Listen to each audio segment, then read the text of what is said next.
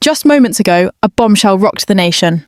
The Bank of England has publicly slammed Keir Starmer and the Labour Party after their shocking demand for access to your personal bank account details. What does this mean for your money, your privacy, and the future of Britain? The fallout could change everything, and it's happening right now. The Labour Party, under Keir Starmer's leadership, has made a move that has sent shockwaves across the financial and political landscape. In a bold and deeply controversial demand, Labour is pushing for government access to the personal bank accounts of millions of British citizens. This demand isn't just about transparency or fighting financial crime. It threatens the very privacy and security of everyday people. The Bank of England, a respected and authoritative institution, has publicly rebuked Starmer's proposal in the strongest terms yet. Their statement was clear.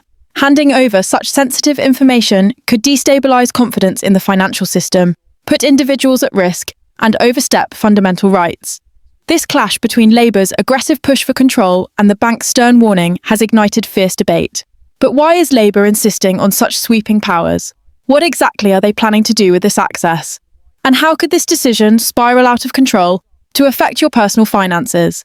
Labour claims their intentions are noble: to crack down on tax evasion, money laundering, and fraud that they say are costing the country billions. Yet critics argue this is nothing more than a dangerous overreach, an invasion into private lives disguised as a fight for justice.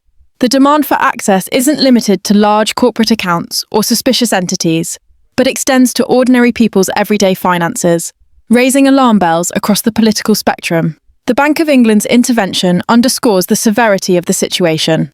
Officials warn that such measures could undermine trust in banks, discourage saving and investment, and risk exposing millions of innocent people to privacy breaches and identity theft. The potential for misuse of this data is enormous, and the bank has not minced words in saying so.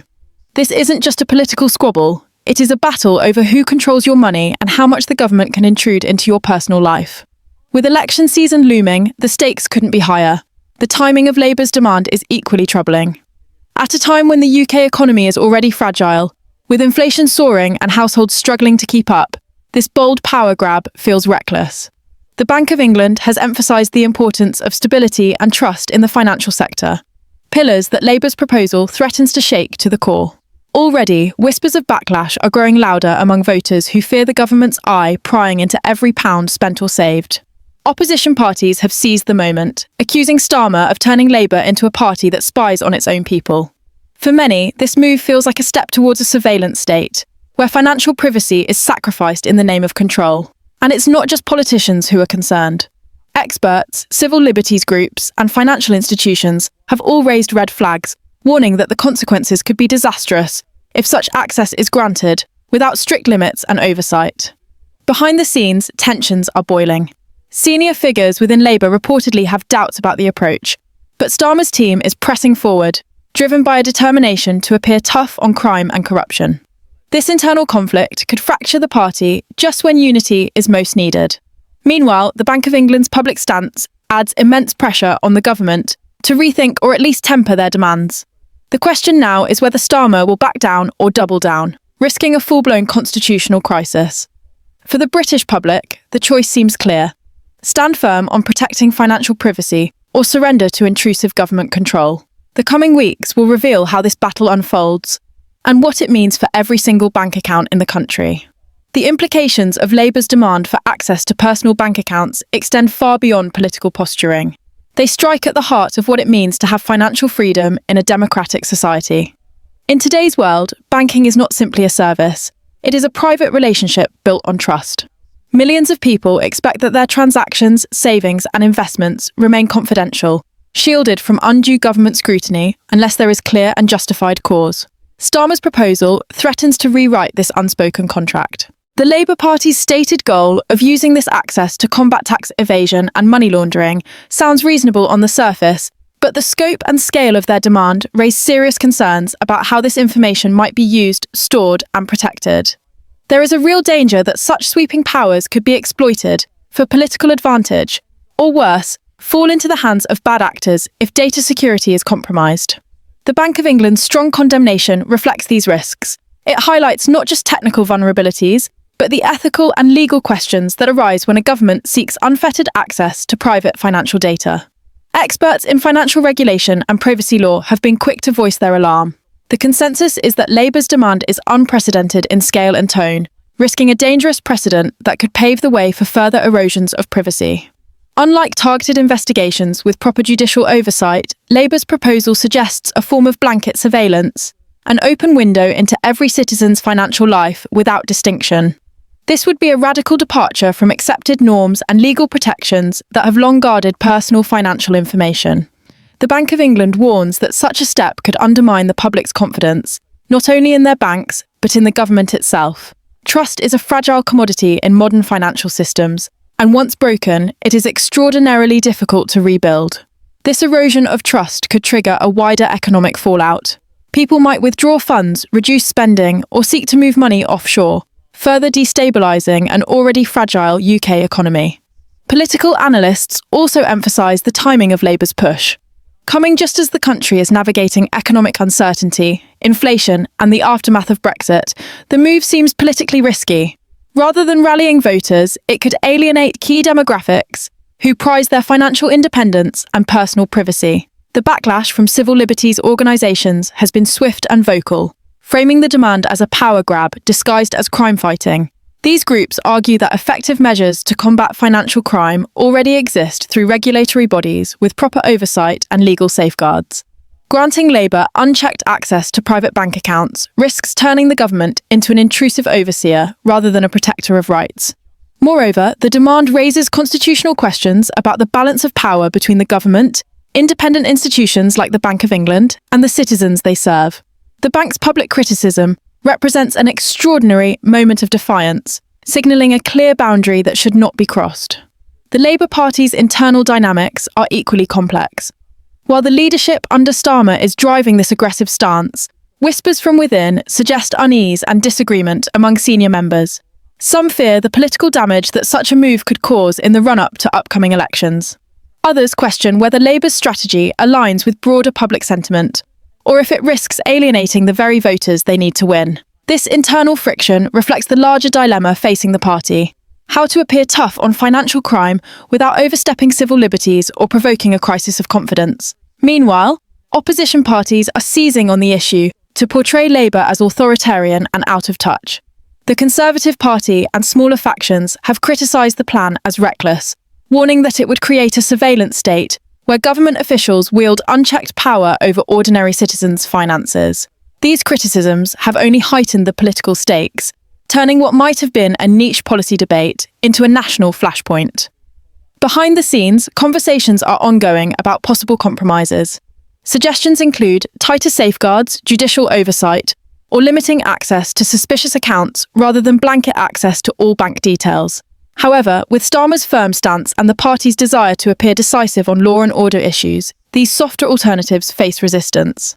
The Bank of England's intervention adds an additional layer of pressure, not only highlighting the risks, but also calling on the government to consider the broader impact on financial stability. This clash between the central bank and Labour leadership is unprecedented, signalling a deep rift over the future direction of financial governance in the UK. For ordinary citizens, the uncertainty is unsettling. The possibility that their bank statements could be scrutinised by government officials without clear justification raises fears about privacy, potential misuse, and the chilling effect on personal freedoms. As this debate unfolds, one thing is clear. The battle over access to bank accounts is about far more than money. It is about the very nature of democracy, trust, and freedom in Britain today. The Bank of England's public condemnation of Labour's demand marks a rare but powerful moment in British political history, where a traditionally neutral institution has stepped forward to directly challenge the government's plans.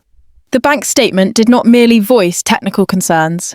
It underscored the fundamental threat to economic stability and personal privacy posed by Labour's proposal. The bank emphasised that such sweeping access could undermine the confidentiality that is the cornerstone of the UK's financial system. This breach could lead to a cascade of consequences, not just for individual citizens, but for the broader economy. The risk of mass withdrawals, capital flight, and reduced investor confidence looms large, especially as the UK is already grappling with inflationary pressures and uncertain trade relationships. The bank's stance has sent shockwaves through political and financial circles, prompting urgent discussions on the limits of government oversight versus the preservation of fundamental freedoms. At the heart of this conflict lies a deeper philosophical debate about the role of government in citizens' lives. Starmer and his Labour colleagues argue that enhanced transparency and data access are essential tools in combating tax evasion, fraud, and corruption, issues that erode public trust and drain the nation's resources. Their view is that without unprecedented access, financial criminals will continue to exploit loopholes and hide illicit gains behind layers of secrecy. However, critics warn that this approach amounts to trading liberty for security in a way that is neither balanced nor justified. The proposed powers are seen by many as an overreach, a surveillance measure that sweeps indiscriminately across the population rather than targeting specific threats with judicial oversight. This debate taps into wider anxieties about privacy in the digital age, where personal data is increasingly vulnerable to exploitation by both governments and corporations. Legal experts have been closely scrutinising Labour's proposals, highlighting potential clashes with established laws protecting privacy and data rights. The UK's Data Protection Act and other legal frameworks impose strict conditions on the collection, use and storage of personal information, especially sensitive financial data. Granting government officials broad, unchecked access to bank accounts could violate these protections, opening the door to legal challenges and constitutional disputes. The question of oversight becomes critical. Who monitors those who monitor the money?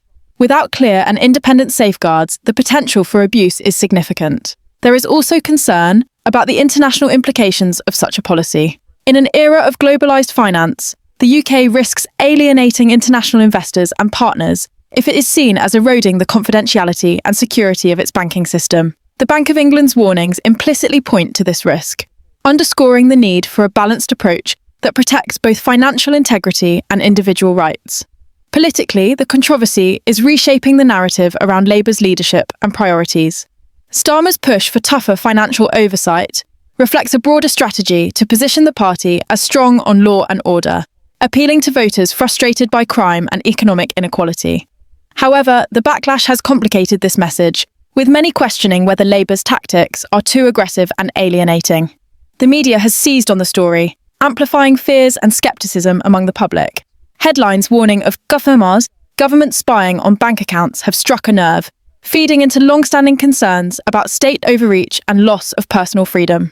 Opposition parties have exploited this sentiment ruthlessly, framing Labour as a threat to privacy and an enemy of individual rights. This framing has not only energised Conservative supporters, but also created unease among swing voters who might otherwise consider Labour as an alternative government. The internal divisions within Labour are becoming more visible as pressure mounts. Some senior party figures are urging caution, warning that the current approach risks undermining Labour's broader electoral appeal. Others remain committed to Starmer's vision, believing that the political payoff of being seen as tough on financial crime outweighs the risks. This internal tension highlights the challenge of balancing bold policy initiatives with the practicalities of winning public trust. Meanwhile, the Bank of England's intervention has emboldened critics, both inside and outside the party, providing a credible institutional voice warning against hasty decisions. For the general public, the unfolding saga is a source of anxiety and uncertainty. The prospect of government officials having unrestricted access to personal bank accounts touches on deep fears about surveillance, data misuse, and the erosion of privacy. People wonder whether their financial transactions will remain confidential or become a target for political leverage. This fear is compounded by a broader distrust in government, fueled by recent scandals and perceived failures to protect citizens' rights. The controversy surrounding Labour's demand thus becomes a test of the UK's commitment to safeguarding democratic freedoms in the face of new security challenges. As this battle unfolds, citizens will be watching closely to see whether their privacy is protected or sacrificed in the name of security and transparency. The stakes are high, and the outcome could redefine the relationship between government power and individual rights for years to come. As the political storm intensifies, the wider implications of Labour's demand for access to personal bank accounts continue to unfold, revealing a complex web of economic, social, and legal consequences. At the forefront is the potential erosion of public trust, not only in financial institutions, but in the government itself. Trust is the currency of democracy and the backbone of any stable economy, and the Bank of England's harsh criticism underscores how fragile this trust has become. The demand for direct access to every citizen's bank account represents a seismic shift in the balance of power between the state and individuals. Such a move, if implemented without adequate safeguards, risks transforming the UK into a surveillance state, where financial privacy is sacrificed under the guise of combating crime. This shift would challenge long-held democratic principles and potentially alienate large swathes of the population who value their privacy and personal freedoms. The backlash is not limited to politicians and financial experts. Civil liberties groups and privacy advocates have been vocally opposing the Labour plan, warning that the government's approach dangerously blurs the line between legitimate oversight and intrusive surveillance. These groups argue that the government must find alternative ways to target illegal financial activities without compromising the rights of law-abiding citizens. The risk of false accusations, data leaks, and misuse of sensitive financial information is enormous, and the safeguards currently proposed are seen as inadequate by many experts. Additionally, the vast amount of data that would be exposed raises concerns about cybersecurity. With hackers and malicious actors increasingly sophisticated, opening up access to such sensitive information could inadvertently create new vulnerabilities, putting millions at risk of identity theft and fraud. Economically, the proposal threatens to unsettle an already volatile financial landscape. Banks may be compelled to increase costs to manage the expanded regulatory burden, costs that would likely be passed on to consumers through higher fees or reduced services. There is also the risk of capital flight, as wealthy individuals and corporations might move their money to jurisdictions with stronger privacy protections. Such movements could weaken the UK's position as a global financial hub, with long-term repercussions for jobs, investments, and economic growth. The Bank of England's warnings have highlighted the potential for destabilisation not just in banking, but in wider markets, as investors respond to fears of overreach and instability. Market confidence is delicate, and any perception that financial privacy is at risk could trigger sudden and damaging reactions in currency, stock, and bond markets. Politically, the episode has ignited fierce debate within the Labour Party and across the political spectrum. Starmer's leadership is under scrutiny as critics question whether this bold but controversial demand is a strategic misstep. While the goal of cracking down on financial crime is widely supported, the method has sparked widespread alarm. Labour's rivals have seized the opportunity to portray the party as authoritarian and out of touch with ordinary voters' concerns. This framing has already impacted public opinion polls, with some voters expressing unease about the party's priorities and tactics. The internal Labour struggle to manage this fallout reflects a broader challenge facing modern politics: how to harness the power of state institutions to fight crime without eroding the freedoms that define democratic society. Starmer's handling of the crisis will be crucial in determining not only his party's future, but the direction of UK politics as a whole. The government's handling of this controversy is also being closely watched by international partners and institutions. The UK's reputation as a country that respects the rule of law and protects individual rights is a cornerstone of its diplomatic and economic relationships. Labour's proposals and the Bank of England's stark warnings have raised questions about the UK's commitment to these principles. International allies may demand reassurances that the UK's financial system remains secure and fair, with proper checks and balances in place. Any perception that the UK is moving towards unchecked government surveillance could affect trade negotiations, foreign investment, and collaborative efforts to combat global financial crime. This international dimension adds further pressure on the government to find a solution that balances security with privacy, ensuring that the UK maintains its standing on the global stage. As this political and economic drama continues to unfold, ordinary citizens remain at the heart of the issue. Their personal data and financial lives are directly impacted by these high-level debates. The public's reaction will be pivotal in shaping the outcome. Grassroots campaigns, protests, and public consultations are likely to increase as awareness grows about the scope and implications of Labour's demand. People will demand clarity on how their data will be protected, who will have access, and what rights they retain. Transparency and accountability will become non-negotiable demands for any policy moving forward. The government must navigate these demands carefully to rebuild trust and demonstrate that security measures do not come at the cost of fundamental freedoms. In the end, the Bank of England's rebuke serves as a powerful reminder of the delicate balance that underpins modern democracies. The fight against financial crime is vital, but it must not come at the expense of privacy, legal safeguards, and economic stability. The coming weeks and months will be decisive as Labour and the government grapple with these complex challenges. The decisions made now will echo far beyond the immediate political battle, shaping the future relationship between citizens and the state in an age where data is the new frontier of power. Whether the UK can find a path that protects both security and liberty remains to be seen, But one thing is clear, the stakes could not be higher. The eyes of the nation, and indeed the world, are watching.